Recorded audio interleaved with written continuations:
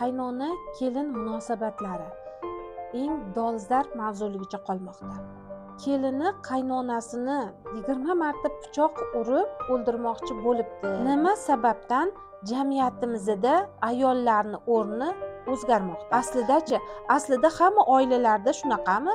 Qani u ayollar noto'g'ri programmalar bilan zaharlashayotgani haqida hech o'ylab ko'rganmisiz? Men ota-onam bilan yashamayman, alohida kvartirada xotin bola chaqam bilan tinchgina yashayman deb tanlaydi. Qaynona kelin munosabatlari eng dolzarb mavzuligicha qolmoqda. Bilasizmi? Bu mavzuni yana ko'tarib chiqishimga sabab bugun internet sahifalaridan birida kelini qaynonasini 20 marta pichoq urib o'ldirmoqchi bo'libdi degan maqolani ko'rib qoldim. Hayron bo'laman. Shu darajagacha bordik. Biz asli o'zbeklar, o'zbek mentaliteti, milliy urf-odatlarimizda qaynona kelin munosabati qanaqa darajada bo'lgan? Abdulla Qodiriyning asarlarini o'qirkanman.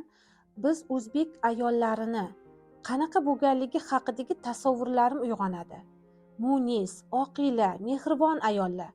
Qani u ayollar? Nima sababdan jamiyatimizda ayollarni o'rni o'zgarmoqda?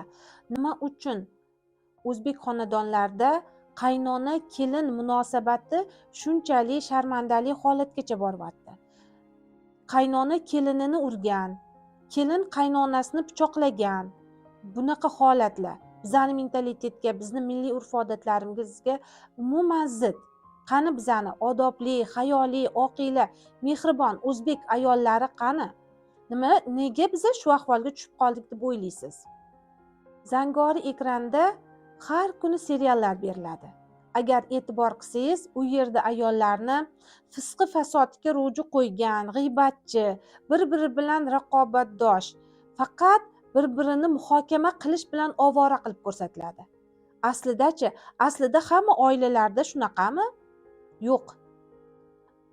Oilalardagi ayollar mana shu seriallarni ko'rib o'rnak olib, shunaqa qilsa ham bo'larkan, o'zini shunaqa tutsa ham bo'larkan deb kimdir qaynanalik obrazini, kimdir kelinlik obrazini o'zlashtirib olayotgani haqida hech o'ylab ko'rganmisiz? Insoniyatni, ongini, tafakkurini so'z bilan, gap bilan, ohang bilan, fikr bilan boshqarish mumkin. Bu narsani allaqachon olimlar aniqlab bo'lgan. Bizni doimiy ravishda zangori ekran, internet sahifalari orqali noto'g'ri programmalar bilan zaharlashayotgani haqida hech o'ylab ko'rganmisiz? Nima uchun oilalarda tarbiya buzilmoqda? Nima uchun qaynona kelin bir-biri bilan mehr-muhabbatli ona bola obraziga kirish o'rniga bir-biriga raqobatchi bo'lib bormoqda? Buni hammasi singdirilgan noto'g'ri programmalar. Bizni xalqimizda qaynona kelinlar hech qachon bunaqa munosabatda bo'lmagan oldin. Qaynonalar kelinini qizlaridek qabul qilgan. Qizlar o'zi kelin bo'lib borayotgan oilaga bo'ynini egib, men o'sha yerga qiz bo'lib boraman, o'sha yerga borib xizmat qilaman, mehr-oqibat qozonaman degan hissiyot bilan borgan. Lekin afsuski, mana shu milliy urf-odatlar, qadriyatlar borgan sari yo'qolib bormoqda. Meni eng o'ylantiradigan savol bu ketishda bundan 5 yil, uzog'i bilan 10 yildan keyin qaynona kelin birga yashay olarmikin?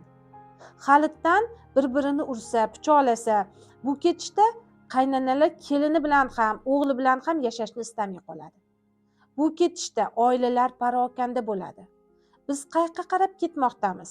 Chet ellardagi oilaviy muhitlar haqida qiziqib ko'rganmisiz? Yoshlar ota-onasi bilan yashashni istamaydi. Bilasizmi nimaga? Chunki ular allaqachon biz bosib o'tgan bosqichlarni bosib o'tib bo'lgan. Ular kelinlari bilan, hatto o'z farzandlari bilan yashashga chiday olmaydilar. Sababi yoshlar kattalarga bo'ysunmaydi, mehr bermaydi. Kattalar ham o'z chegaralarini bilmagan holda yoshlar bilan olishadi, raqobatdoshlik qiladi, yoshlarga mehr berish o'rniga ularni boshqarishga harakat qiladi. Afsuski, agar biz mashi ketishda bo'ladigan bo'lsak, jamiyatimizda oila strukturalari butkul buzilib ketadi va yoshlar o'z ota onasi bilan yashashni istamaydi. Birinchi bo'lib yigitlarni o'zi men ota onam bilan yashamayman, alohida kvartirada xotin bola chaqam bilan tinchgina yashayman deb tanlaydi. Chunki qaynona kelin munosabatlaridan hamma charchaydi.